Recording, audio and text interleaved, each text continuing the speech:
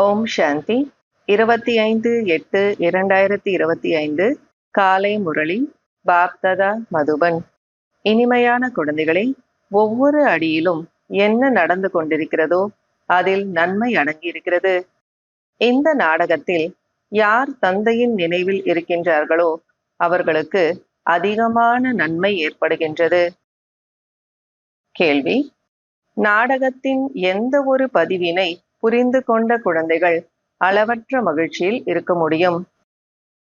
பதில்: நாடகத்தின் திட்டத்தின்படி இப்போது இந்த பழைய உலகம் அழிந்தே ஆக வேண்டும். இயற்கையின் சீற்றங்களும் ஏற்படும். ஆனாலும் நம்முடைய அரசாட்சி உருவாகியே தீரும். இதை புரிந்து கொண்ட குழந்தைகள் அளவற்ற மகிழ்ச்சியில் இருப்பார்கள்.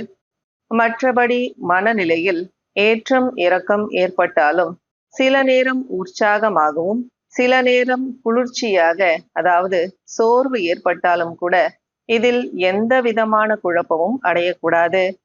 அனைத்து ஆத்மாக்களின் தந்தையான பகவான் நமக்கு கற்பிக்கின்றார், இந்த மகிழ்ச்சியில் இருக்க வேண்டும். ஓம் சாந்தி. இன்றைய பாடல் சபையின் நடுவே எழுந்த ஒளி ஆகும். ஓம் சாந்தி. இனிமையிலும் இனிமையான வரிசை கிரமத்தில் முயற்சிக்கேற்றாற் போல உயிரோட்டமான விட்டில் பூச்சிகளுக்கு தந்தை அன்பு நினைவுகளை கொடுத்து கொண்டிருக்கிறார். நீங்கள் அனைவரும் சைத்தன்யமான விட்டில் பூச்சிகள். தந்தையை விளக்கு என்றும் கூறலாம். ஆனால் அவரை பற்றி யாருக்குமே தெரியவில்லை. பாபா பெரிய விளக்காக இல்லை, அவர் ஒரு புள்ளியாக இருக்கிறார். நாம் ஆத்மாக்கள் புள்ளியாக இருக்கின்றோம் என்பது கூட யாருடைய புத்தியிலும் இல்லை. நம்முடைய ஆத்மாவில் முழு கதாபாத்திரமும் அடங்கி இருக்கிறது. குழந்தைகள், உங்களுக்கு மட்டும் தந்தை வந்து புரிய வைக்கின்றார், ஆத்மாவை பற்றி உணர வைக்கின்றார். அதாவது பாபா ரியலைஸ் பண்ண வைக்கிறார் ஆத்மானா என்ன அப்படின்னு சொல்லிட்டு. தந்தை புரிய வைப்பது போல எந்த ஒரு மனிதனும் நமக்கு கூற முடியாது. ஒவ்வொரு அடியிலும் என்ன நடந்து கொண்டிருக்கிறதோ அது நன்மைக்கானதுதான் என்பது நீங்கள் அறிவீர்கள். யார் தந்தையை மிகவும் நல்ல முறையில் நினைவு செய்கின்றார்களோ அவர்கள் தனக்குத்தானே நன்மை செய்கின்றனர். ஒவ்வொரு நாளும் அவர்களுக்கு அதிகமாக நன்மை ஏற்படுகின்றது. இதுதான் நன்மை நடக்கக்கூடிய புருஷோத்தமர்களாக மாறுவதற்கான யுகமாகும். தந்தைக்கு எவ்வளவு மகிமை இருக்கின்றது. இங்கு மிகப்பெரிய வருமானம் கிடைக்கின்றது. சில நேரம் குழந்தைகள் மிகுந்த மகிழ்ச்சியில் நல்ல சிந்தனைகளோடு இருக்கின்றனர். சில நேரம் குளிர்ச்சியாக சோர்ந்து விடுகின்றனர். யாத்திரையில் ஏற்றம் இறக்கம் ஏற்படுவது போல இந்த முயற்சியிலும் அவ்வாறே ஏற்படுகிறது. சில நேரம் அதிகாலையில் எழுந்து தந்தையை நினைவு செய்து ஆஹா என்று கூறும் அளவிற்கு மிகவும் மகிழ்ச்சியில் இருக்கின்றனர். ஆஹா, என்ன அதிசயம், பாபா நமக்கு கற்பிக்கின்றார் என்று கூறுகின்றனர். அனைத்து ஆத்மாக்களின் தந்தை பகவான் நமக்கு படிப்பிக்கின்றார். ஞானத்தை ஒரே ஒரு ஞானக்கடல் மட்டுமே கூற முடியும். இதன் மூலம் சத்கதி ஏற்படும். ஒரு தந்தையை தவிர வேறு யாராலும் சத்கதியை கொடுக்க முடியாது. அனைவருக்கும் சத்கதியை கொடுக்கக்கூடிய வள்ளல் ஒருவர் மட்டுமே. எந்த கீதா ஞானத்தை தந்தை கூறினாரோ அது மறைந்து விட்டது. ஆக இந்த ஞானம் பரம்பரையாக தொடர்ச்சியாக வருவது கிடையாது. அதாவது பாபா கொடுத்த அந்த ஞானம் மறைஞ்சு போயிடும், சத்தியுகத்துல இருக்காது. அதனால இந்த ஞானம் பரம்பரையாக அப்படியே தொடர்ச்சியா வரும் அப்படிங்கிறதெல்லாம் கிடையாதுங்கிறார் பாபா. இது மிகப்பெரிய தர்மங்களின் மரமாக இருக்கிறது என்று தந்தை மிகவும் நன்றாக புரிய வைக்கிறார். பார்க்கும் பொழுது ஃப்ளவர் வாஸ் போல, அதாவது பூந்தொட்டி போல இருக்கிறது. 3 கிளைகள் வெளியே வந்திருக்கிறது. எவ்வளவு நல்ல முறையில் மரம் உருவாகி இருக்கிறது. இந்த சித்திரத்தை பார்த்தால் நாம் எந்த தர்மத்தை சேர்ந்தவர்கள் என்று புரிந்து கொள்வார்கள். நம்முடைய தர்மத்தை உருவாக்கியது யார் என்றும் புரிந்து கொள்வார்கள். ஆரம்பத்திலிருந்து இந்த காலச்சக்கரம் எவ்வாறு சுற்றுகிறது, பிறகு மீண்டும் எப்படி திரும்பவும் சுற்றும் என்பதையும் நீங்கள் புரிந்திருக்கிறீர்கள். இப்போதைய நிகழ்காலம் பிறகு கடந்த காலமாகி பிறகு எதிர்காலமாகவும் மாறும். எது கடந்த காலம் ஆகிவிட்டதோ அதுவே மீண்டும் எதிர்காலமாக மாறும். இந்த நேரம் உங்களுக்கு ஞானம் கிடைத்திருக்கிறது. அதாவது மத்தவங்களுக்கு ஞானம் சொல்லும் போது கூட ஒரு அழகான கதை போல சொல்லணும் அப்படின்னு பாபா சொல்றார். அதை பத்தி பாபா விளக்கமா சொல்றாரு. இந்த தேவாத்மாக்களின் ராஜ்யம் இருந்ததல்லவா, அந்த நேரம் வேறு யாருடைய ராஜ்யமும் இல்லை. முன்னொரு காலத்தில், அதாவது 5000 ஆண்டுகளுக்கு முன்பு இந்த பாரதம் சத்யுகமாக இருந்தது. தேவி தேவதைகளின் ராஜ்யம் மட்டுமே இருந்தது. வேறு எந்த தர்மமும் கிடையாது. அதனை சூரிய வம்ச ராஜ்யம் என்று அழைக்கப்படுகிறது. லக்ஷ்மி நாராயணருடைய ராஜ்யம் 1250 ஆண்டுகள் நடந்தது. பிறகு அவர்கள் ராஜ்யத்தை தன்னுடைய சகோதரர்களாகிய க்ஷத்திரியர்களுக்கு கொடுத்து அவர்கள் ராஜ்யம் செய்தனர். தந்தை கற்பித்தார் என்று நீங்கள் புரிய வைக்க வேண்டும். அதாவது பாபா நமக்கெல்லாம் இப்படி சொல்லியிருக்காங்க அப்படிங்கறத மத்தவங்களுக்கு அழகா நம்ம சொல்லி புரிய வைக்கணும் அப்படிங்கிறார் பாபா. ராம ராஜ்யமும் ராவண ராஜ்யமும் பாதி பாதி காலம் நடக்கின்றது. பிறகு என்ன நடந்தது என்று கேள்வி எழுப்பி இதனை கதை போல உருவாக்க வேண்டும். இதுதான் சத்யநாராயணரின் கதையாகும். சத்தியமானவர் ஒரு தந்தை மட்டுமே. அவரே இந்த நேரம் முழு உலகத்தின் 3 கால ஞானத்தை கொடுக்கிறார். இதனை வேறு யாரும் கொடுக்க முடியாது. இந்திர பிரஸ்தத்தை பற்றிய கதையும் இருக்கிறதல்லவா. நீலம் பரி, புக்ராஜ் பரி என்ற பெயரும் இருக்கின்றது. குழந்தைகளிலும் கூட சிலர் வைரம் போல இருக்கிறார்கள். ரமேஷ் குழந்தையை பாருங்கள். அவர் கண்காட்சிக்கான சித்திரத்தை மிகவும் சிந்தனை செய்து உருவாக்குகின்றார். ஆக இது வைரம் போன்ற காரியம் அல்லவா. அதாவது பாபா ரமேஷ் பாய நினைக்கிறாரு. அவர் எக்ஸிபிஷனுக்கான அந்த படங்களை எல்லாம் நல்ல சிந்தனை செய்து உருவாக்குறாரு. அதனால இது ஒரு வைரம் போல நல்ல காரியம் அல்லவா அப்படின்னு பாபா சொல்றாரு. குமாரிகள் மிகவும் தைரியமாக எழுந்து நிற்க வேண்டும் என்று தந்தை கூறுகிறார். அதர் குமாரி, குமாரி கன்யா, மேலும் தில்வாடா போன்ற கோவில்கள் உங்களுடைய சரியான நினைவு சின்னமாகும். அங்கு ஜடமாக இருக்கின்றனர், இங்கு நீங்கள் சைத்தன்யத்தில் இருக்கிறீர்கள். எது கடந்த காலமோ அதுவே மீண்டும் எதிர்காலமாகி பிறகு கடந்த காலமாகும். உங்களுக்கு கற்றுக் கொடுப்பது யார் என்பதையும் புரிந்து கொள்ள வேண்டும். நமக்கு பகவான் கற்பிக்கின்றார், இந்த மகிழ்ச்சியில் இருக்க வேண்டும். அவ்வளவுதான். மகிழ்ச்சியில் உறைந்து போய்விட வேண்டும். இந்த விஷயங்களையும் கூட யாரும் முழுமையாக புரிந்து கொள்வதில்லை. இதை புரிந்து கொண்டால்தான் குஷியினுடைய பாதரசம் ஏறிக்கொண்டே இருக்கும். கோப கோபிகைகள் நீங்கள்தான். சத்யுகத்திலாயிருப்பார்கள். அங்கே இருக்கக்கூடியவர்கள் இளவரசன், இளவரசிகள். கோபி வல்லபரின் கோபியர்கள் நீங்கள்தான். சத்யுகத்தில் இவ்வாறு இருக்க மாட்டார்கள். இப்போது கோபியர்களின் தலைவன் கோபி வல்லபர் அல்லவா. பிரஜாபிதா பிரம்மா அனைவருக்கும் தந்தையாகவும் மற்றும் நிராகாரமான சிவ தந்தை அனைத்து ஆத்மாக்களின் தந்தையாகவும் இருக்கின்றார். இங்கு அனைவரும் முகவம்சாவளியாக இருக்கின்றனர். நீங்கள் அனைவரும் பிரம்மா குமார் குமாரிகளாக, சகோதரன் சகோதரிகளாக மாறிவிட்டீர்கள். எனவே குற்ற பார்வை இருக்கக்கூடாது. இதில்தான் மாயா தோல்வி ஏற்படுத்துகிறது. இதுவரை என்ன படித்தீர்களோ அதனை புத்தியின் மூலமாக மறந்து விடுங்கள்.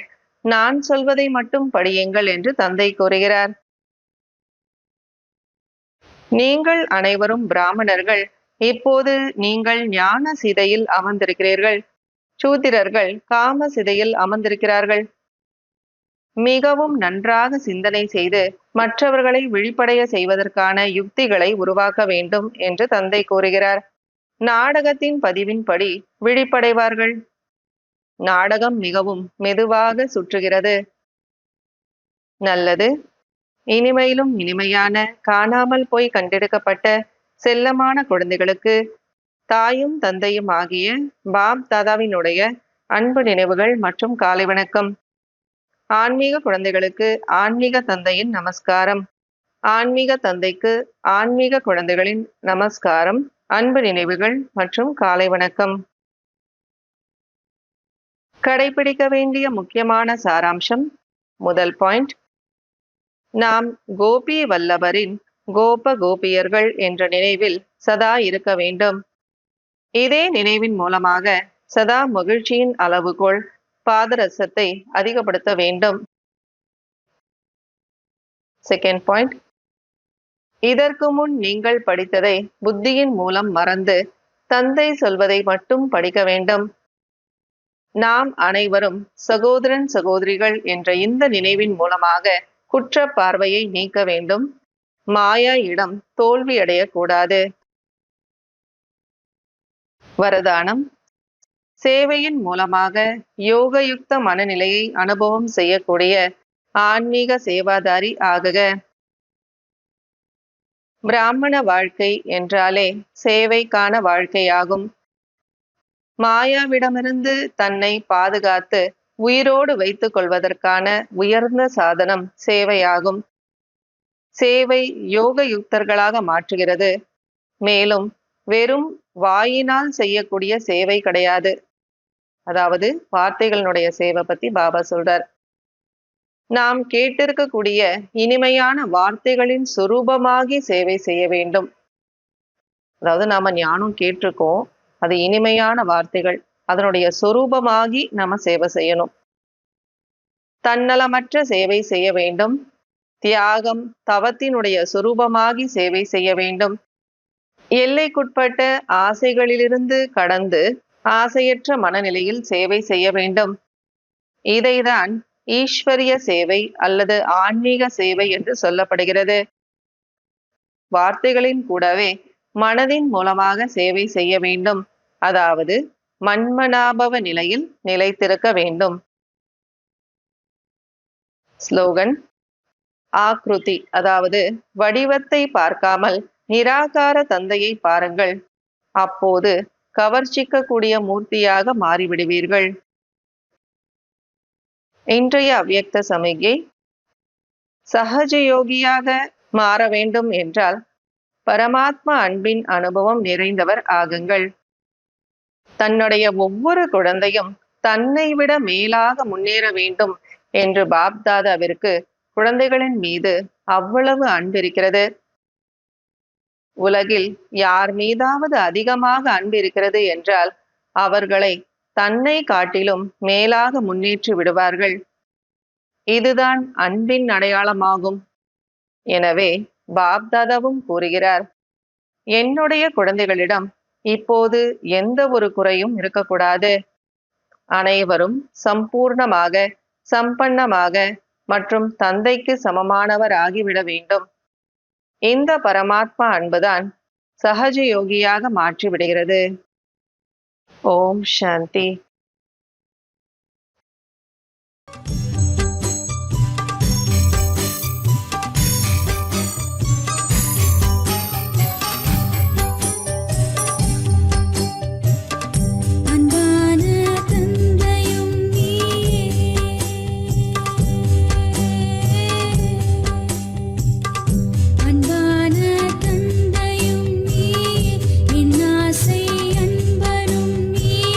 ஞான